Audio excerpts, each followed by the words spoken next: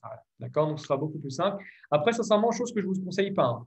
Je ne vous conseille pas parce que des fois, les cours, bon, le cours va durer 1 heure et demie et c'est dur de regarder un cours d'1 heure et demie. Si véritablement on passe par la plateforme, on regarde le cours très rapide qui dure un petit quart d'heure et on voit que c'est trop difficile, ben à la limite, on peut regarder le replay. D'accord? Et si on a le temps, regardez-le. D'accord? Il y a toujours des informations supplémentaires qui vont être intéressantes. D'accord? Ben, bismillah, on va commencer. Bismillah wa salatu wa salam idan ala rasulillah. Donc, je vous mets en grand écran et bismillah, on va commencer. Donc, le programme d'aujourd'hui, vous allez voir, on va s'intéresser du coup principalement à la lettre ba. D'accord? Donc, on va apprendre à la lire, on va apprendre à l'écrire, on va apprendre la signification de cette lettre-là. On va apprendre le béaba de manière générale, principalement autour de la manière d'écrire en langue arabe, chose que quasiment la majorité d'entre vous connaissent. Mais également, on va s'intéresser à la signification du ba. On va voir le ba au début, au milieu et à la fin, chose que vous connaissez pour la plupart également, et également quelques mots de vocabulaire. Ensuite, on va s'intéresser sur les harakat. Alors, je vais expliquer ce terme en langue arabe, à quoi il fait référence et comment on conçoit l'écriture et la lecture en langue arabe qui va être assez différent de ce qu'on connaît en français. Et comme vous pouvez voir, c'est la première partie. D'accord? C'est la première partie. Donc, du coup, il y aura une deuxième partie sur les harakat parce qu'en langue arabe, on a approximativement 5 harakat fondamentales, d'accord, qui nous permettent de lire sans aucun autre support. Comme j'ai dit hier, souvenez-vous, en langue arabe, on lit ce qui est écrit et on écrit ce qu'on entend. C'est aussi simple que ça, d'accord? Contrairement au français, dans lequel on va trouver des fois certaines combinaisons qui restent assez difficiles.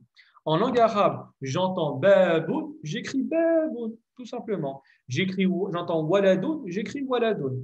Il y a écrit waladoun, et ben je vais trouver waladoun forcément avec toutes les harakat, avec tous les mots, avec toutes les lettres. D'accord? Donc c'est aussi simple que ça, Inch'Allah ta'ala. Très bien, débutons. Alors, une chose à savoir, vous pouvez me couper à n'importe quel moment. N'hésitez surtout pas à prendre la parole. S'il y a quelque chose qui n'a pas été compris, posez-moi la question. Aucune honte à avoir. Vous avez une très, très belle parole vous connaissez tous Ibn Abbas.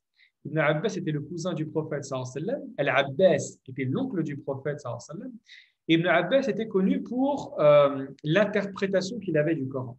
D'accord? L'interprétation qu'il avait du Coran. Le prophète sallallahu alayhi wa sallam, vous savez que quand il est mort, Ibn Abbas avait approximativement 12-13 ans, il était extrêmement jeune.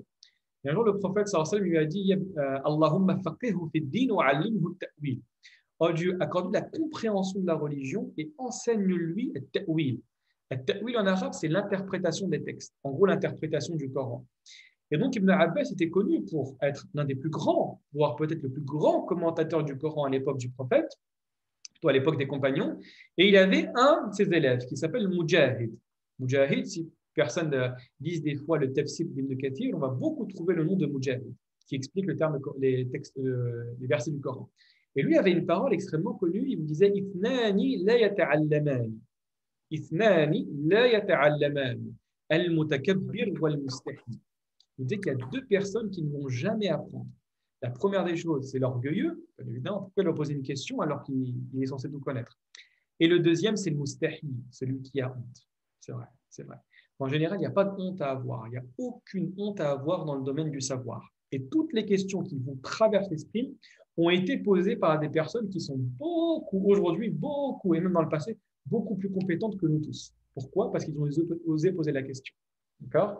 Ça, c'est le premier point. Absolument aucune honte à avoir. Deuxième des choses, en général, c'est ce qu'on dit dans les premiers cours lorsqu'on fait des études religieuses. Alors, études religieuses, comprenez, il y a études religieuses dans le système occidental et on va voir études religieuses dans le domaine musulman. Et dans le monde musulman, le religieux est toujours confronté à la vie profane.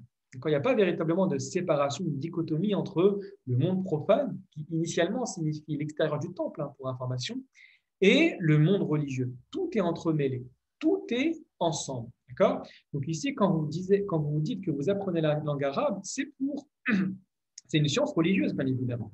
Et donc, du coup, dès lors qu'on rentre dans le domaine de l'adoration, dans le domaine du culte, dites-vous que nécessairement la personne doit avoir une bonne intention.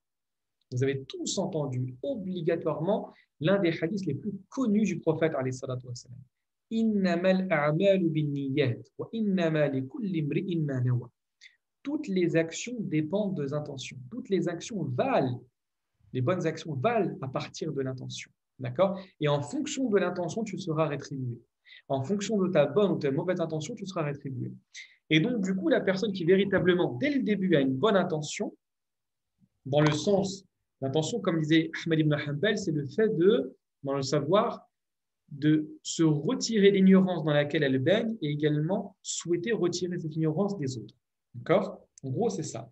Faire en sorte d'apprendre, principalement dans ce mois de Ramadan, les éléments fondamentaux pour pouvoir comprendre le texte coranique, qui est un but d'une vie, hein, qui est véritablement le but d'une vie, de la personne qui souhaite véritablement comprendre le dessein divin, l'objectif de la présence des humains sur Terre, de comprendre le texte coranique. Et le texte coranique ne peut être compris que par l'entremise de la langue arabe. Sans langue arabe, il est très difficile de comprendre le texte coranique. C'est ce que dit Omar ibn al-Khattab et également ce que dit l'imam Shatibi en disant que vous avez une règle dans le droit musulman qui vous dit que ma la yatimmu al-wajib illa bihi fa huwa wajib. Littéralement, tout ce qui va conduire à l'obligation est nécessairement une obligation. Donc en gros, l'obligation, la compréhension de la religion est obligatoire. Donc, tout ce qui va comprendre, tout ce qui va conduire à cette compréhension est forcément obligatoire. Et donc, la compréhension de la religion ne peut se faire que par, ici, compréhension totale, hein, ne peut se faire que par la langue arabe. Pourquoi? Parce que c'est la langue de la révélation. Donc, en gros, obligation comment dirais-je, du moyen qui conduit à cette obligation-là, à savoir la langue arabe. D'accord? Et ça, c'est une question fondamentale. Et vous avez énormément de textes dans la tradition prophétique qui font l'éloge du savoir. Prenons seulement le premier verset qui a été révélé. Dernière révélation vers l'humanité, le premier mot qui est utilisé donc pour pouvoir débuter ce dernier message avec l'humanité, c'est dit. C'est-à-dire au nom de ton savoir, au nom de la science que tu vas accumuler, tu vas t'émanciper et comprendre le divin. C'est totalement le contraire. Hein. Aujourd'hui, la religion est présentée de sorte à la montrer comme l'antithèse du savoir, l'antithèse de la science. Alors que dans l'islam, c'est ensemble, c'est joint, c'est exactement la même chose. Plus tu es savant, plus tu es religieux. Et plus tu es religieux, plus tu es savant. Ça va de pair. D'accord? Également, un très très beau hadith du prophète qui vous dit فضل العالم على العابد كفضل القمر على سائر الكواكب. Ici, le mérite du savant en face de l'adorateur est comme, au niveau de la vision, est comme le mérite de la lune lors d'une soirée de pleine lune face à n'importe quel autre astre, dans le sens au niveau de la vision, de la grandeur, de l'importance. Ça n'a rien à voir. Également un très très beau hadith qui va dans le sens. Le prophète sallallahu alayhi wa sallam dit Fadlul alimi ala al-abid ka fadli ala adnakum. Littéralement, le mérite du savant en face de l'adorateur est comme mon mérite, ici c'est le prophète qui parle, face au dernier d'entre vous. Donc en gros, ici, il y a une énorme différence entre les deux. Certes, il y a l'islam, mais entre les deux, il y a la prophétie, il y a le fait qu'il soit messager, il y a le fait qu'il fasse partie des 5 meilleurs messagers, ce qu'on appelle en arabe ulul azm min ar-rusul. Et dans les 5 meilleurs messagers, vous avez les 2 meilleurs, le Khalilan, littéralement les 2 amis intimes de Dieu, le prophète et Ibrahim. Et parmi les 2, celui qui va avoir la place la plus haute au paradis, qu'on appelle le wasila, est autre que le prophète Mohammed sallallahu alayhi wa sallam. En gros, la différence entre les deux est incalculable. D'accord? Donc vraiment, la question de l'intention est fondamentale. C'est la raison pour laquelle de nombreux savants véritablement ont débuté leur livre par ce hadith-là. Littéralement, pourquoi tu écris ce livre-là? Pourquoi tu te fatigues? L'imam al-Bukhari a commencé son sahih. Il a rassemblé approximativement 7500 hadiths qu'il a considérés être les plus fiables sur Terre. Il a commencé par ce hadith-là. Un travail de 16 ans avec ce hadith-là. En gros, pourquoi je me fatigue autant? Pourquoi je me réveille tous les matins? Pourquoi je voyage à travers le monde musulman si ce n'est pour plaire au divin?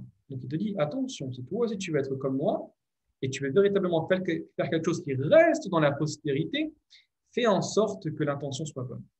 C'est exactement, et je terminerai sur ça rapidement pour qu'on commence, ce qu'a dit l'imam Malik. Vous savez que l'imam Malik également, célèbre savant de Médine, un grand compilateur de hadith également, qui un jour a vu que énormément de savants de Médine ont entrepris la même tâche que lui, à savoir écrire un livre de hadith assez simple, assez aisé pour le commun des mortels. Et ce livre, il l'a appelé l'imam Malik al-Muwatta. Littéralement, le Muwatta en arabe, c'est-à-dire le Musahhal, celui qui est facilité. Et donc, quand je l'ai vu le voir un jour, et on lui a dit, Ya Imam Malik, kathurat al-Muwatta'at fil Madina. Le nombre de compilations tel le tien a explosé à Médine. Tout le monde a fait comme toi. Et lui, sûr de ses propos, a dit La yabqa illa ma kana lillah. Ne va rester que ce qui a été fait pour le divin. Il n'y a plus aucun Muwatta aujourd'hui sur terre. Le seul qui reste, c'est celui d'Imam Malik. D'accord? Donc ça, c'est important. Vraiment, la question de l'inattention, c'est la beauté de l'islam. D'accord? On peut tromper les gens, on peut tromper son partenaire, on peut tromper n'importe qui, mais Dieu, on ne peut pas le tromper. D'accord? Donc vraiment, l'intention, elle est fondamentale. Et plus l'intention est bonne, plus l'intention est belle, plus l'intention est pure, plus votre acte sera accepté et restera dans la postérité. Ça, c'est fondamental. Très bien. Bismillahi plutôt, et on va commencer, Inch'Allah. Donc, du coup, aujourd'hui, on va commencer avec la lettre Ba. Donc, Bismillah. Alors, regardez la lettre Ba. Alors là, faites attention pour les personnes qui ne savent pas très bien lire ou qui ont quelques lacunes à ce niveau-là. Toujours, le cours va se présenter de cette manière-là. On va initialement débuter par présenter la lettre en isolé. D'accord? Ici, c'est le Ba en isolé. Ensuite, on va présenter la lettre, comment elle s'écrit à l'intérieur d'un mot. Et vous allez voir que c'est totalement différent. En français, ce n'est pas pareil. En français, quand j'apprends le A en capital, je peux l'utiliser. Quand j'apprends le C, le D, le F, le T, n'importe quoi, je peux l'écrire de cette manière-là. En arabe, c'est un petit peu différent. Vous n'allez pas trouver le ba écrit de cette manière-là en langue arabe, hein, sauf exception. Et vous n'allez pas le trouver. Vous allez lui trouver une écriture au début, une écriture au milieu et une écriture à la fin. D'accord? Si le mot commence par le ba, comme le terme par exemple de baboun, eh ben, il va être écrit d'une manière. Si le mot est au milieu, la lettre est au milieu, le terme par exemple de habloun, le ba sera écrit d'une certaine manière. Si la lettre est à la fin, le ba écrit sera écrit également d'une autre manière. D'accord? Il y a un élément pour pouvoir très facilement déterminer la lettre ba, c'est que le ba, le point, il est où? En bas. Et voilà. Donc, en gros, le bas, le point, il est en bas. Donc, dès lors que tu vas avoir une lettre avec un point en bas, bah, tu sauras que c'est le bas. C'est aussi simple que ça. D'accord? Aussi simple que ça. Alors, avant d'étudier cela, intéressons-nous tout d'abord à la signification de la lettre. Comme on a dit hier lors de la présentation, on avait dit que toutes les lettres en langue arabe ont une signification. Le alif a une signification, le ba a une signification, le ta, le jim, le ha, le kha, le dad, le ta, toutes les lettres ont une signification. D'accord? Et j'ai pensé utile à faire en sorte de mentionner la signification des lettres. Donc, si un jour vous voyez, on va dire, on dit que cette personne c'est un ba, et bien ça veut dire ça. Le ba en arabe, il veut dire ça. D'accord? Faites attention à ne pas utiliser n'importe comment. D'accord? Et c'est également mentionné dans un hadith du prophète, un hadith extrêmement connu. Un jour, le prophète a parlé aux jeunes. D'accord? Il a dit Ya ma'ashar al-shabab, ô vous, groupe de jeunes. Man istata'a minkum al-ba'a falyatazawwaj. D'accord? Il a dit ô groupe de jeunes, ô vous les jeunes, quiconque a la capacité de ba'a, du ba'a. Littéralement, ici, c'est la capacité à se marier. D'accord? Falyatazawwaj, qu'il le fasse. D'accord? Donc, du coup, ça nous aide à comprendre cela. Très bien. Au niveau de l'écriture, maintenant, regardez bien. C'est la lettre qui est en rouge. Hein. C'est la lettre qui est en rouge. Donc, on va avoir tout d'abord le terme de bi'run, le terme de hablun et le terme de sababun. Donc, aussi, au niveau de la signification, on met de côté. Regardez bien, et je vais vous montrer précisément comment on va écrire le ba, d'accord, au début. Alors, vous savez qu'en arabe, bon, ça je pense que c'est évident, on commence par la droite, hein, d'accord? On commence par la droite. Donc, regardez bien. Pour écrire le ba au début, qu'est-ce que je fais? Je vais commencer par faire comme ça, d'accord? Et ensuite, je mets le point. Et le point va se mettre à ce niveau-là, d'accord? Pour le milieu, d'accord? Et ensuite, je mets le reste de la phrase. Donc, on verra qu'il n'y a que le début de la lettre et ensuite, je n'oublie surtout pas le point. Parce que si j'oublie le point, forcément, je vais basculer sur une autre lettre. Et en basculant sur une autre lettre, on ne sera pas compris. D'accord? Je vous donne un exemple. Regardez, je vais gommer ça. D'accord? Je vous mets par exemple le même début. D'accord? Le même début. Et par contre, je mets 2 points ici. Ah, là, c'est une autre lettre. Hein. C'est le ta. D'accord? C'est le ta. Donc, ça n'a rien à voir. Je fais également le début de la lettre et je mets 2 points en bas. C'est le ya.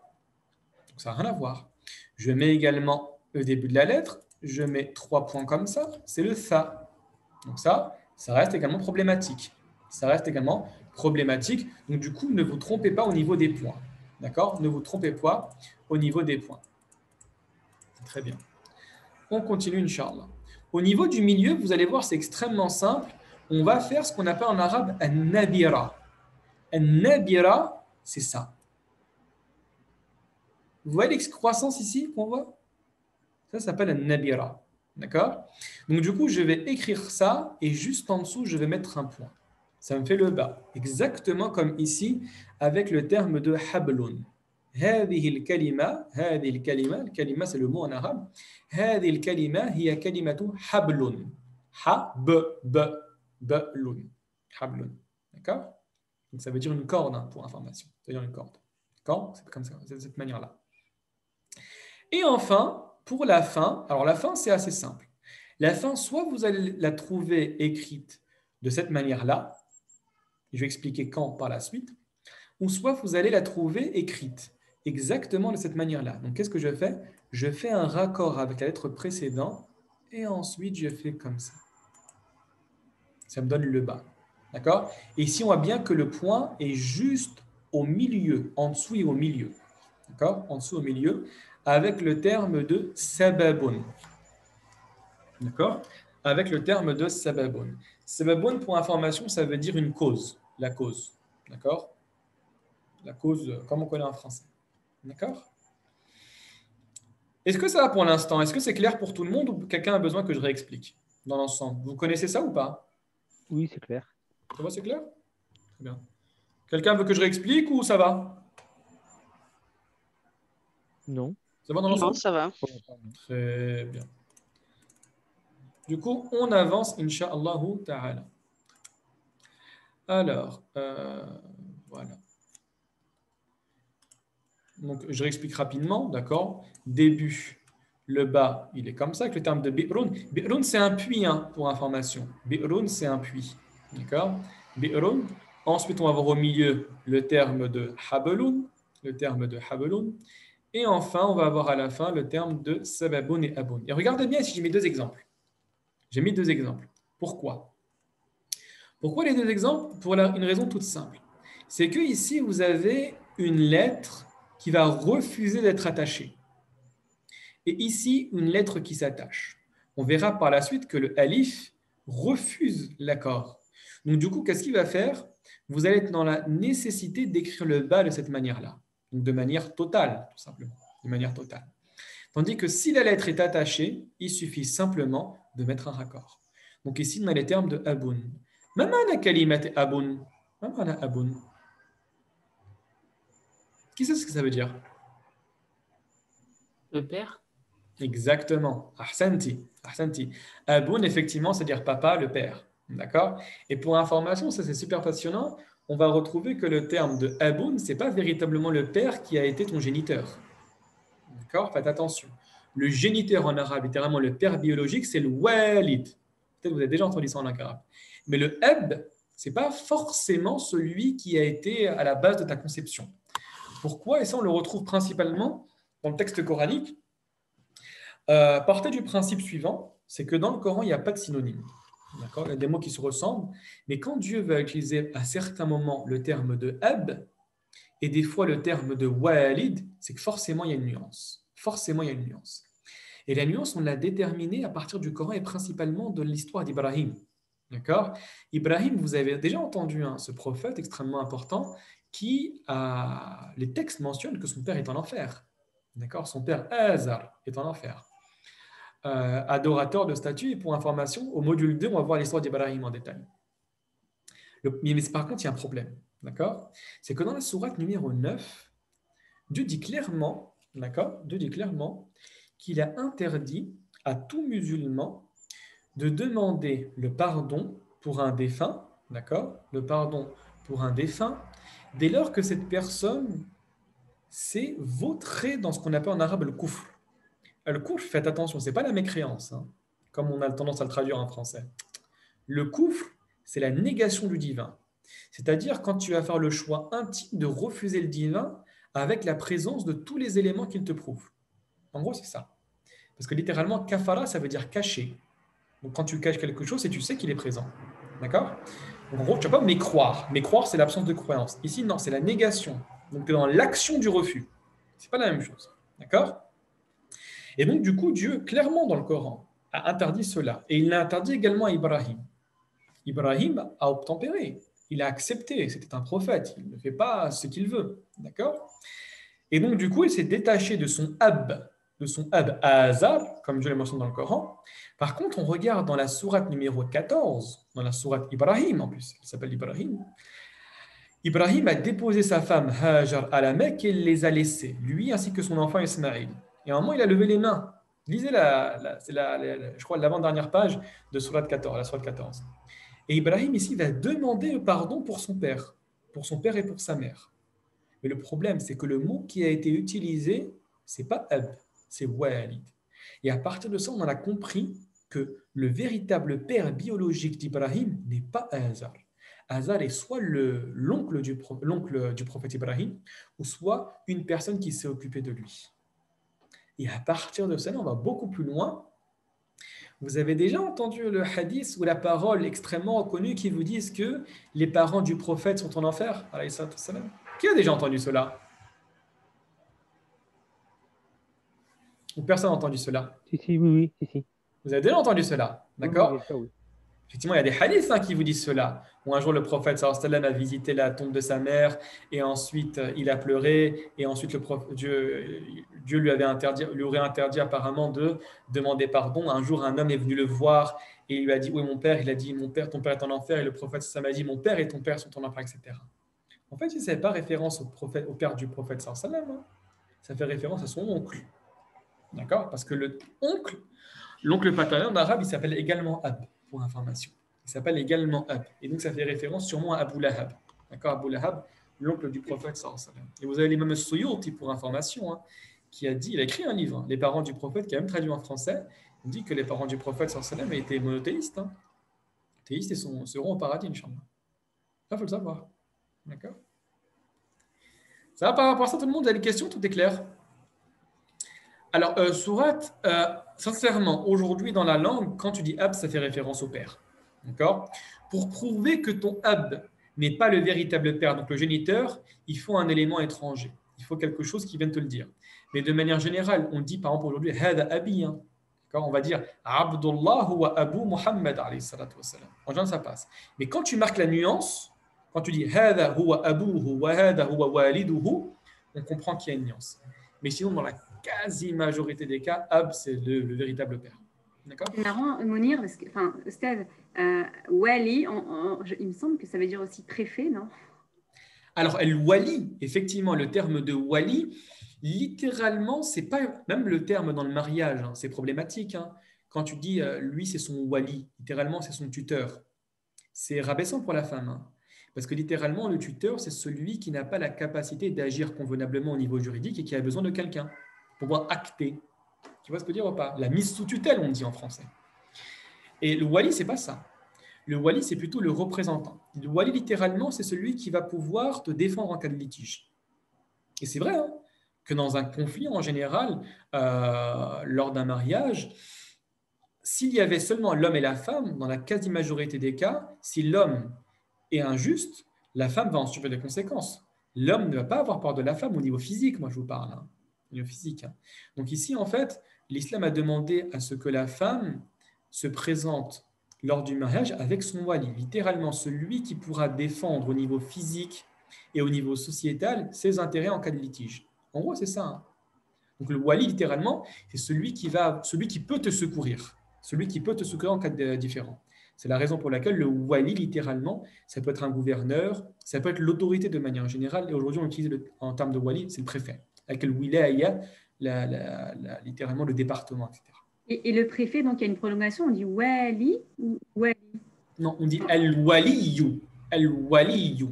Alors que dans le père, on dit wali. C'est ça, il y a la prolongation. Ah non, pour le père, c'est al-walid, avec un dal à la fin. Ah, très bien. Barakallahu fik. Ça fait quelque plaisir. Très bien, on avance, Inch'Allah. Alors maintenant, voilà, normalement c'est beau au niveau du bas, il restera seulement les exercices à faire, Inch'Allah, à la maison, pour ceux qui ne savent pas lire. S'il y a des personnes véritablement qui s'habillent, ne vous embêtez pas à faire cela. Hein. Passez à autre chose. Bien évidemment, passez à autre chose. Faites en sorte que le temps est précieux, donc faites en sorte de le réserver à ce qui est important. Maintenant, au niveau des harakat. Alors, littéralement, le terme de harakat en arabe, ça fait référence au mouvement. On dit en arabe harraka yuharriku, ça veut dire mouvoir, bouger, d'accord? Bouger quelque chose. Pourquoi? Parce que les harakat, ce sont des accents qu'on va retrouver au-dessus ou en dessous de la lettre et qui vont faire bouger le son de la lettre. D'accord? Avec un son. Littéralement, tu as le B et tu vas faire bouger le son de la lettre avec un A. On va dire ba. Des fois, ce sera avec un I. Bi. Des fois, ce sera avec un OU. Bou. Etc. Donc, al-haraka, c'est qu'est-ce qui va faire bouger la lettre au niveau du son. Ce qui va faire bouger la lettre au niveau du son, c'est la raison pour laquelle on les appelle harakat. D'accord? Al-harakat. D'accord. En arabe, excusez-moi, il existe 4 harakat, voyelles, accents, qui vont donner un son à la lettre. Comme je viens de dire. Vous avez le A, le I, le OU, et ensuite vous avez une harakat qui va être muette, ce qu'on appelle le soukoun. C'est un son muet, tout simplement. On va la voir dans le prochain cours, Inch'Allah ta'ala. Ce qu'il faut savoir également, c'est qu'elle se situe généralement au-dessus de la lettre. Elle se trouve en général au-dessus de la lettre. Regardez le mot qui est en face de vous en arabe. Regardez. Al-harakat. Là, c'est la lettre, c'est le ha, le ra, le kaf. Et là, vous voyez le harakat. Donc, en fait, ça va être un indice pour dire que la lettre va se lire avec le son A. Ici, c'est la lettre ra. C'est un indice pour dire que la lettre va être lue au niveau, avec le son A. Mais ce qu'il faut savoir, et ça c'est fondamental à saisir, c'est que plus vous allez avancer, plus les harakats vont disparaître. Vous êtes au courant de ça ou pas? Aïe. Oui. Ah oui, non mais ça il faut le savoir. Plus vous avancez, effectivement, et plus les harakats se partent, hein. Ah, bien évidemment. Vous savez pourquoi? Parce qu'à Non. l'époque, vous envoyez une lettre avec les harakats, on vous imposait une peine. Vous méritiez une sanction. Vous savez pourquoi? Regardez, c'est aussi simple que ça. Je vais vous donner un exemple. Hein. Alors, l'exemple, je vais l'écrire. L'exemple, je vais l'écrire. Normalement, je le faisais au tableau quand on est en présentiel, mais vous allez le comprendre. Et vous allez être d'accord avec moi. Au début, vous ne serez pas d'accord, et après, vous serez d'accord. Donc, je vais écrire les animaux. D'accord? Voilà. Désolé pour l'écriture. Hein. Voilà.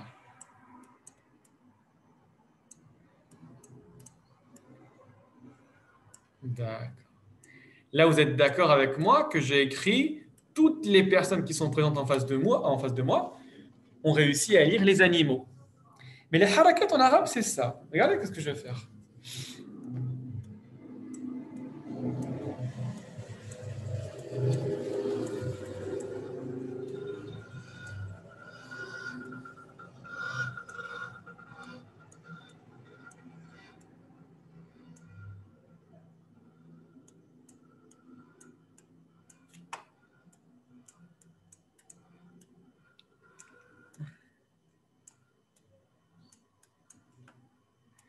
Voilà. C'est ça les harakat. Vous avez compris à quoi ça sert ou pas? Quelqu'un a compris ou pas? Il n'a Oui. pas du tout compris ce que je vais écrire là. Non. Vous n'avez pas compris?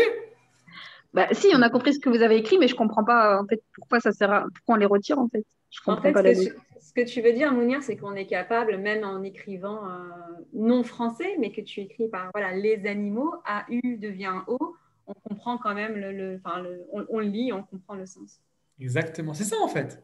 Et Ah. imagine, on permet de se tutoyer, hein, c'est plus simple. Hein. Kalima, c'est Kalima qui a pris la parole, je crois. Oui, ouais. Avant, oui, mais pas la deuxième fois. Hein? J'étais la première personne qui disait qu'elle comprenait pas. Ah, d'accord. Bah, regarde, tu verras, c'est super simple. Imagine que Kalima, je t'envoie une lettre, d'accord, une lettre chez toi ou un texto. Bon, une lettre, c'est plus simple. Et à chaque fois, je te dis, attention, il faut que tu lises comme ça. Je te prends haut, hein. Je dis, bah, Miskina Kalima, c'est pas lire. Donc, elle a besoin que je lui dise qu'en fait, LES, ES, ça fait les. C'est pour ça que j'aime bien. Tu vois? Attention, quand un S juste après, tu as une voyelle, bah, tu fais Z. Donc, tu dis les animaux. AU, poubelle, tu mets O. Et le X, attention, tu lis surtout pas. C'est un manque de respect ou pas, Kalima? J'en me prends pour qui, lui? Ah non, ouais, un peu. Ah bah si, je pense que je t'envoie une lettre comme ça, tu vas me dire, mais franchement, il me prend pour qui? Je suis au CP ou quoi? Oui, c'est vrai. Et ben, en arabe, c'est exactement la même chose. Qui va s'arracher. C'est tout, t'as tout à fait raison, Sorat, exactement. Si vous voyez ça, vous allez vous suicider, vous dire, mais c'est quoi ça? Et bien, les harakat, pour certaines personnes, c'est exactement la même chose. Parce que implicitement, vous leur dites quoi? Vous dites, voilà la manière de lire. Voilà la manière de lire. Alors que dans les faits, vous n'avez pas besoin. Vous savez vous lire. Et bien, je vous promets hein, que plus vous allez lire, plus vous allez voir les harakat. C'est contraignant. C'est moche, il faut les enlever. C'est bon, je sais lire.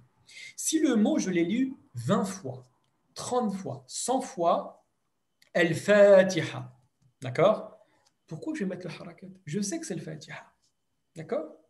Au début, c'est vrai que dans les manuels de CP, il y a des éléments comme ça. Bon, c'est pas comme ça, mais c'est similaire. D'accord? Mais au fur et à mesure, on n'en a plus besoin. Donc, les harakats, c'est une aide pour la lecture, mais c'est en aucun cas un élément qui doit être constamment utilisé. Surtout pas, sauf dans le Coran. Pourquoi? Parce qu'en fait, ce qu'il faut savoir des harakats, et ça c'est important à saisir, hein, c'est que, alors, on va faire la différence, hein, je vais gommer tout ça parce que c'est vraiment très très moche. Les harakats vont nous donner la fonction grammaticale. D'accord? Ça va nous donner la fonction grammaticale. En d'autres termes, vous allez voir que des fois le mot, je prends par exemple al-walad, pour dire l'enfant. Des fois, je vais dire al-waladou. Des fois, je vais dire al-walada. Des fois, je vais dire al-waladi. Pourquoi des fois ou? Pourquoi des fois a? Pourquoi des fois i? Pour la simple raison que ça va donner la fonction grammaticale, c'est-à-dire le rôle du mot dans la phrase. Est-ce que le mot fait l'action ou est-ce que le mot subit l'action ou bien est-ce que le mot donne une indication au niveau de l'appartenance ou bien donne une indication au niveau du temps, au niveau du lieu, au niveau de l'état. Vous voyez ce que je veux dire ou pas? Et c'est ce qu'on va appeler l'i'rab, l'analyse grammaticale. C'est la raison pour laquelle des fois ce sera al-waladou et des fois ce sera al-walada et des fois ce sera al-waladi. C'est aussi simple que ça. D'accord? Et du coup, pourquoi c'est mentionné dans le Coran? Parce que sinon, on va se tromper. Beaucoup de personnes se trompent. Donc, pour éviter la faute dans le texte coranique, on fait en sorte de mettre constamment et obligatoirement toutes les harakats. D'accord? Ça, c'est nécessaire. D'accord? Très bien. On avance, Inch'Allah. À part si vous avez des questions, n'hésitez surtout pas à m'interrompre. Je suis là pour ça, Inch'Allah ta'ala. Donc, les deux premiers harakas qu'on va étudier, ce sera la fatha d'un côté et la dhamma de l'autre. La fatha, A pour le son, A pour son A. D'accord? Regardez quand je dis A. Je ne dis pas un, je dis A. Je dis toujours A. Pourquoi? Parce que le terme initialement fatha vient de la racine trinitaire fataha. Fataha, ça veut dire ouvrir. Pourquoi? Parce que quand vous dites A, vous ouvrez la bouche. Simple que ça. D'accord? Donc, cette haraka-là, qu'on voit ici et qui est légèrement sur le côté, s'appelle la fatha. Et elle sera toujours au-dessus de la lettre. D'accord? Donc, je vois n'importe quelle lettre en arabe et je mets la fatha comme ça. Je vais dire A. A, Ba, Ta, Tha, Ja, Kha, A, Kha, etc. D'accord? L'exemple ici, on va dire Ba. D'accord? Donc, on voit, alors faites attention ici. Le bas, c'est le nom de la lettre, effectivement, mais vous avez le nom de la lettre avec le point bas plus la haraka. C'est exactement comme en français si vous avez le W dans le mot wagon. Vous ne dites pas W-A-G-O-N. Non. Il y a le nom de la lettre W, il y a le nom de la lettre G, d'accord, et le nom de la lettre N, et quand vous la lisez, vous lisez que le début. D'accord? Donc en l'occurrence, pour le bas, ce sera B. B plus A, ça fait bas. D'accord? Très bien. Ou vous avez la dhamma pour le son OU.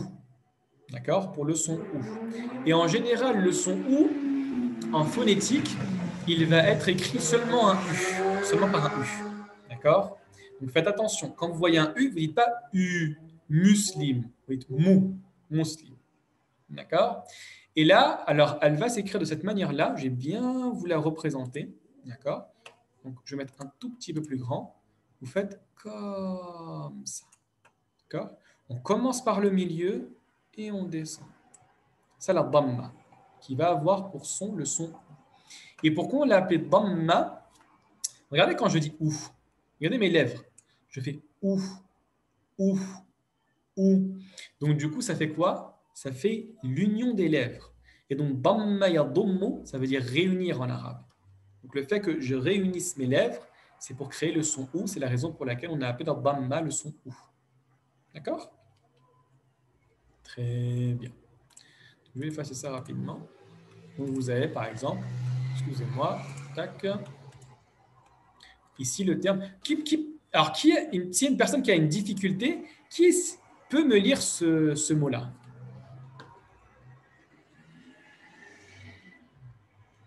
Qui peut essayer de le lire?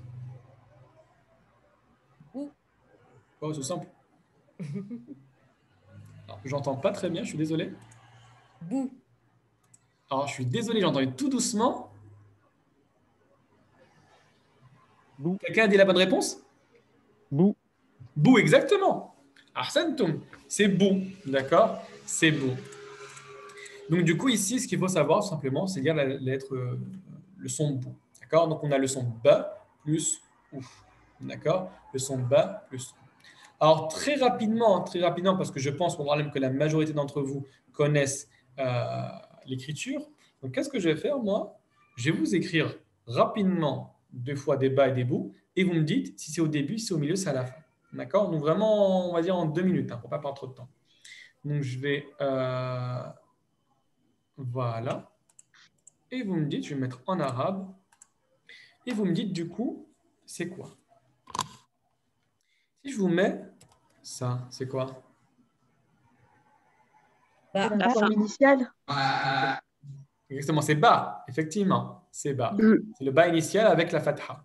Si je vous dis ça, c'est quoi? Bah, le bas initial avec une dhamma. Ça fait le son? Bou. Très bien. Si je vous dis ça, Boubou. Boubou. exactement, boubou. Vous avez vu comment du coup le ba s'écrit au début? C'est assez simple, hein? D'accord. Si je fais ça, Boubouba. exactement, c'est aussi simple que ça. Boubouba. Et regardez bien, l'élément qui détermine la lecture, c'est le point. Le point sera toujours en bas. Toujours en bas. D'accord? Bon, après, sincèrement, au niveau de mots, littéralement, que je peux vous donner souvent avec la lettre bas, ça va être très, très compliqué. Parce qu'il faut voir quelque chose d'autre. Je pense que la quasi-majorité d'entre vous connaissent. Ça va être les prolongations. Vous allez voir que des fois, vous avez bas, et des fois, vous avez bas. Des fois, vous avez bou, et des fois, vous avez bou. Des fois, vous avez bi, et des fois, vous avez bi. Et faites attention, extrêmement important en arabe. Très important. Si vous dites un mot sans prolonger, on ne vous comprendra pas. On ne vous comprendra pas. Et c'est vrai que ça, on le voit beaucoup en arabe, beaucoup en tajwid. Pour les personnes qui ont déjà fait des cours de Coran, c'est fondamental. Si en Coran, vous ne prolongez pas correctement, votre lecture est fausse. Il y a des nuances sur la signification des termes. Je vous donne un exemple. Regardez bien. Alhamdulillahi Rabbil Alamin. D'accord? Ar-Rahman Ar-Rahim. Maliki Yawmiddin. Qu'est-ce que j'ai fait qui était problématique ici, dans le dernier verset? Maliki Yawmiddin.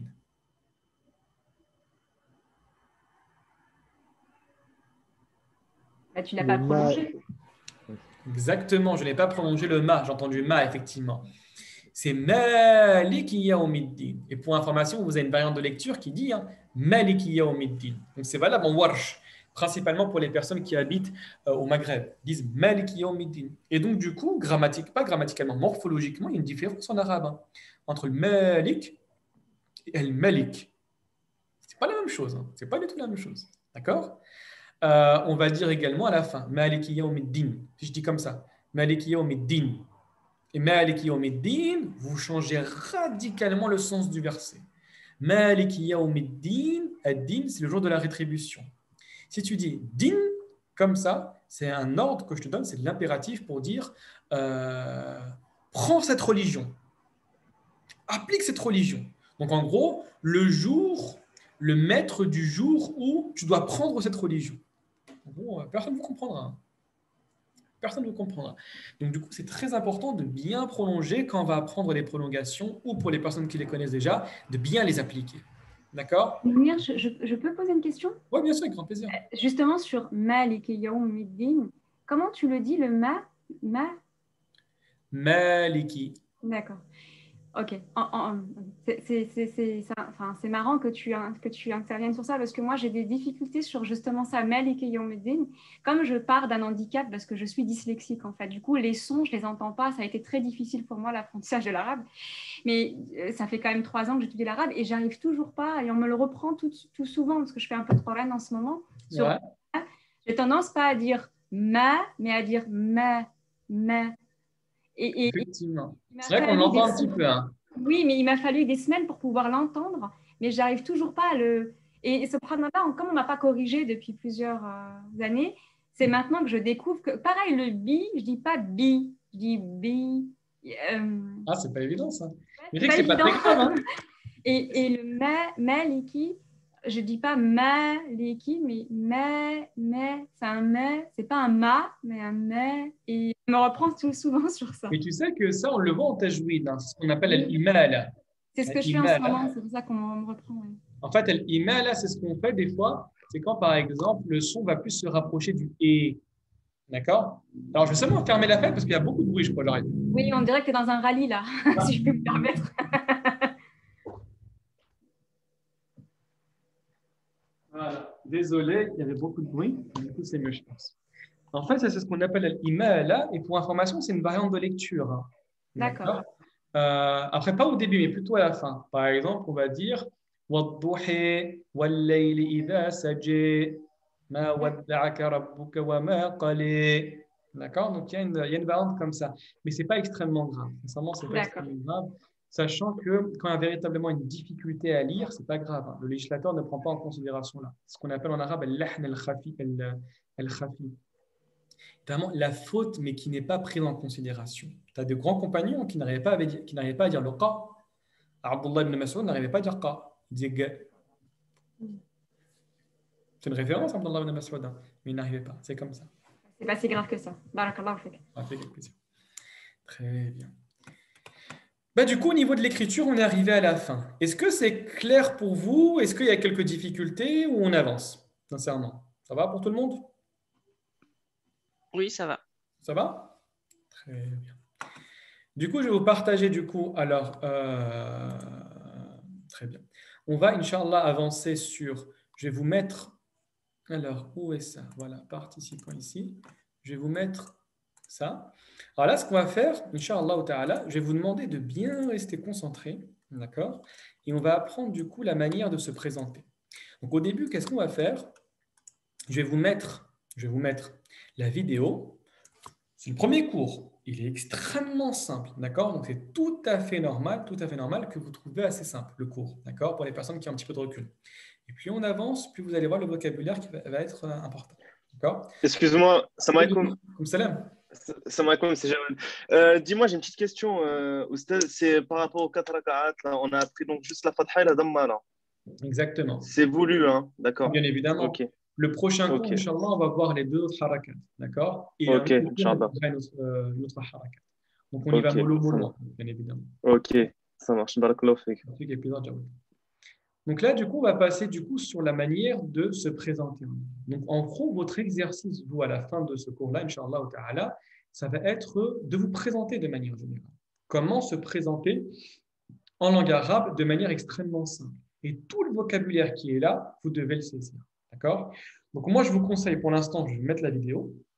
Elle dure une petite minute, même pas. Et ensuite, vous pouvez lire les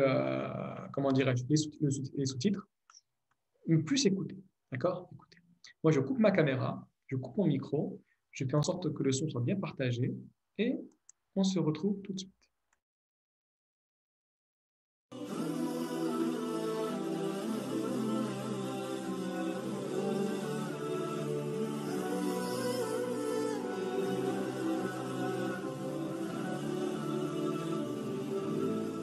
السلام عليكم يا طالب. اسمي منير ولقبي الزعراوي.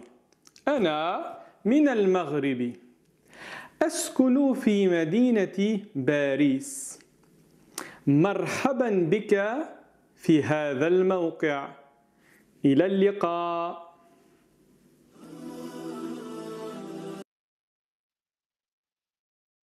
Donc, excusez-moi, voilà, vous avez vu que c'est extrêmement simple, hein, d'accord? Extrêmement simple de se présenter en langue arabe, d'accord? Qu'est-ce que j'ai dit? J'ai dit mon nom, j'ai dit mon prénom, d'accord? J'ai dit où est-ce que j'habitais, je donnais mon origine. Donc, je donnais 4 informations essentielles sur moi. Ensuite, j'ai dit marhaban bika fi hada al-mawqif, donc ça c'est une phrase en plus. Et ensuite, j'ai donné la manière de saluer lorsqu'on part, d'accord? Donc, c'est ce qu'on va apprendre, incha'Allah ta'ala, aujourd'hui.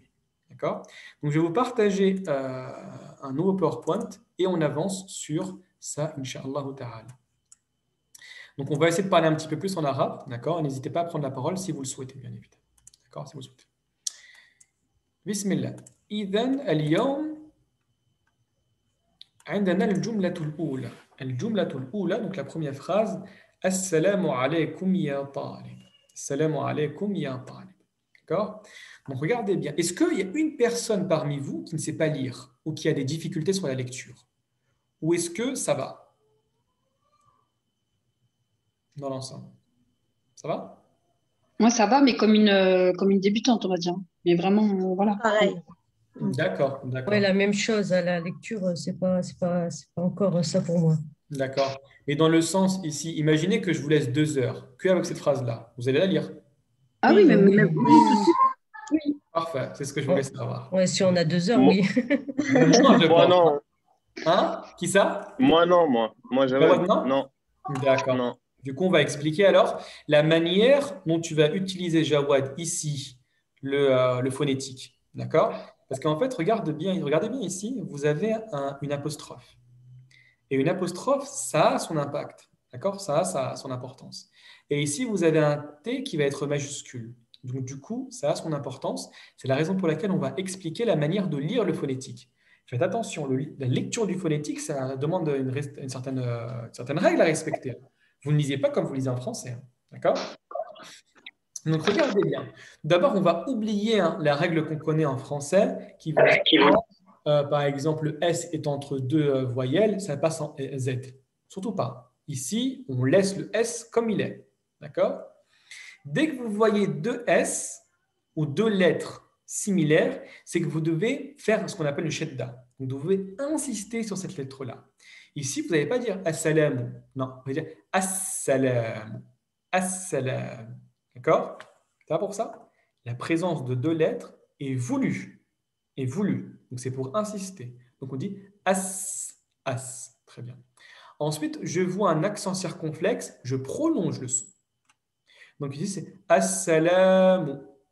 Et la prolongation en arabe, c'est ce qu'on appelle al-med al-tabi'i. D'accord? Donc la prolongation naturelle, elle se fait de 2 temps. Tu as le temps de compter rapidement jusqu'à 1, 2. Assalamu.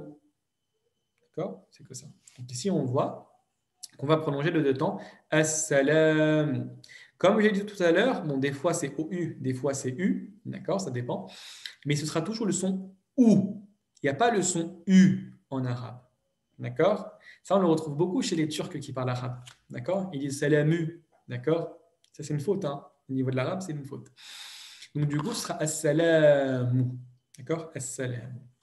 Ensuite, au niveau de ça, mais on va les revoir. Hein. Constamment, on va le revoir. Donc, au début, c'est assez long, mais après, plus on le revoit, plus c'est ça. On a ici une apostrophe. Ça va être la lettre A. Comme à l'exemple, malheureusement, la lettre A n'existe pas en français. Elle n'existe pas en français. Donc, du coup, on est obligé ici de trouver un subterfuge. Le subterfuge, c'est de mettre une apostrophe. D'accord? Donc, ce sera Assalamu alaykum. Alaykum. D'accord? Alaykum. Ensuite, ici, pareil, prolongation. Donc, je dis Ya. D'accord? Et ici, on a un T majuscule. Le T majuscule, c'est pour dire attention. En arabe, il existe 2 T. Il y a le ta, exactement comme en français, ta, ti, tout. Et tu vas avoir ce ta qui est là, c'est un ta qui est beaucoup plus fort, beaucoup plus emphatique. On va dire pa, p, po. Donc, dès lors qu'on va trouver un T majuscule, c'est le pa qui est fort. Donc, ce sera Assalamu alaykum ya talib. Ça va pour ça tout le monde? Ouais, c'est bon. Mais en fait, moi, je pensais que tu disais savoir lire en arabe au-dessus. C'est pour ça que je t'ai dit Ah! que je savais pas. Mais bon, ouais, ça fait une piqûre de rappel. Bah, c'est Alhamdoulilah, pas grave, c'est bien. c'est- Ouais, tant mieux. Inch'Allah. Désolé. Pas de souci, avec grand plaisir. Alors, pour quelle raison nous débutons cette phrase par un A alors qu'il y a un alif et lam? Je ne me souviens plus de la règle. C'est exactement ça, effectivement, Surat. Ça, on le verra tout à la fin, Inch'Allah, et cette lettre lunaire et les lettres solaires. En fait, ici, la première lettre, ce n'est pas un signe. Hein. Faites attention, c'est alif ou lam. Hein. C'est la particule du défini pour dire le ou la. La particule du défini pour dire le ou la. Donc ici, ce sera as-salam. Et pourquoi on ne récite pas le lem, on ne prononce pas le lem? À cause de la lettre solaire qui est là. On verra ça plus tard pour les personnes qui n'ont pas vu. D'accord? En gros, la règle, pour les personnes qui ne la connaissent pas, c'est juste je vois alif ou lam ici. Donc L. Et la première lettre, une shedda, d'accord? La lettre L ne se prononce pas. Donc ici, on dit as-salam. As-salam. C'est uniquement Mounir lorsqu'il y a une shedda. C'est uniquement Ah, une shedda. alors exactement. C'est-à-dire qu'au début, hein, surat, on met la shedda. Hein. On met la D'accord. shedda pour pouvoir t'apprendre. Mais quand tu vas enlever la harakat, la shedda n'existe plus. Hein. Ah, mais admettons, il y a un mot avec alif lam et c'est une lettre solaire, mais qui n'a pas de shedda. Donc je le prononce le alif lam ou pas? Surtout pas. D'accord. Surtout pas. Ah, le alif lam, je ne le prononce pas. Non, non, tu prononces le alif, mais pas le lem. Donc, Par exemple, imagine que je t'écris at-talib. At-talib. Le ta, c'est une lettre solaire. Le problème, c'est que, comme je te dis, quand tu vas évoluer, Inch'Allah ta'ala, tu ne mets plus les harakat et tu ne mets plus les shidda. Tu ne la mets plus. Hein. Et donc, du coup, sur le ta, tu vas trouver ni harakat ni shidda. Mais là, puisque initialement, tu as appris que le ta rentrait dans la lettre solaire, tu ne dis pas al-talib. Il faut hein. Tu dis at-talib. ah d'accord, je ne savais pas. Barakallahu fik. Et ça, on le verra, Inch'Allah. Très bien, on avance. Donc, on a ici Assalamu alaikum ya talib. Kalimatu talib bima'na alladhi yadrusu. Alladhi yadrusu. At-talib, c'est un étudiant. D'accord? Et quand on prononce cette manière-là, ça rentre, le féminin rentre à l'intérieur. Quand je dis Assalamu alaikum ya talib, littéralement, ça rentre, ça fait référence à l'étudiant, à l'étudiante. D'accord? Donc, c'est un nom générique. Donc, at-talib, c'est un étudiant en langue arabe. Faites attention, c'est un terme qu'on va plus utiliser dans le cursus universitaire. Quand tu es à l'école, alors l'école primaire ou au collège, on va plutôt t'appeler tilmiz. Tilmiz. D'accord? Et quand tu es au niveau universitaire, on va t'appeler talib. Exactement comme en français, hein, la différence entre un élève et un étudiant. D'accord? Et littéralement, talib, ce n'est pas un étudiant. C'est celui qui recherche, celui qui demande. D'accord? Celui qui demande. Très bien. Donc là, bonjour, cher étudiant. D'accord? Bonjour, cher étudiant. Salam alaikum, je pense que je n'ai pas besoin d'expliquer, hein, tout le monde le connaît. Mounir, je te jure, après j'arrête mes questions. Non, il n'y a aucun problème sur ça. Taliboun, donc là, il est au pluriel. Taliboun, il est au pluriel. Non, il n'est pas au pluriel ici. Ici, en fait, alors là, on va sortir de la grammaire, mais des fois, tu vas avoir un nom générique. D'accord? Un nom générique dans lequel tu vas retrouver le masculin et le féminin. Par exemple, la phrase, un hadith, ce n'est pas un hadith, mais c'est une parole que je vais dire. Al-muslimu la yakdhib. Le musulman ne ment pas. Ici, dans le musulman, ça fait référence qu'aux hommes musulmans ou toute personne qui va être de cette religion-là. D'accord, j'ai compris. Oui, voilà, c'est la même chose. D'accord? Oui. Comme dans le hadith, par exemple, talabul ilmi faridatun ala kulli muslim. La recherche du savoir est une obligation pour tout musulman. Ici, le fait qu'il soit nakira, c'est-à-dire qu'il soit indéfini, ça englobe tout le monde, le féminin et le masculin. D'accord? Très bien. On continue, Inch'Allah. Ensuite, on va dire pour se présenter ismi. Ismi, d'accord? Littéralement, ismi, c'est mon prénom. Littéralement, c'est ça. Donc, vous dites mon prénom et ensuite, vous mettez le vôtre. Donc, si je m'appelais Mohamed, je vais dire ismi Mohamed, ismi Fatima, ismi Maryam, ismi Aisha, ismi Jawad, ila akhiri. D'accord? Donc, c'est aussi simple que ça. Pour dire je m'appelle en arabe, c'est comme ça. On n'utilise pas un verbe. Ismi est directement le prénom.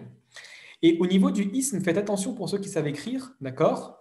On ne met pas de hamza ici. Le terme de ism s'écrit comme ça. Si vous mettez la hamza, vous tombez dans la faute. D'accord? Il y a 10 noms en langue arabe qui s'écrivent de cette manière-là, c'est-à-dire avec une hamzat ou le wasl, qu'on verra plus tard. C'est-à-dire que le alif et directement la haraka. D'accord? Donc ici, on met ismi munir. Et pour information, dès lors que vous allez trouver, là je donne beaucoup d'informations, mais prenez ce que vous jugez nécessaire. Et toutes ces informations, je vais les réciter, je vais les mentionner la prochaine fois. D'accord? Et au fur et à mesure des cours. Dès lors que vous avez un mot qui va se terminer par un ya, en général, c'est pour donner l'appartenance, pour dire le mien. En arabe, ça s'appelle hatif. Pour dire mon téléphone, hatifi. D'accord? Comment on dit ma chérie en arabe ou mon chéri? Quelqu'un connaît ou pas? Habibati. Exactement.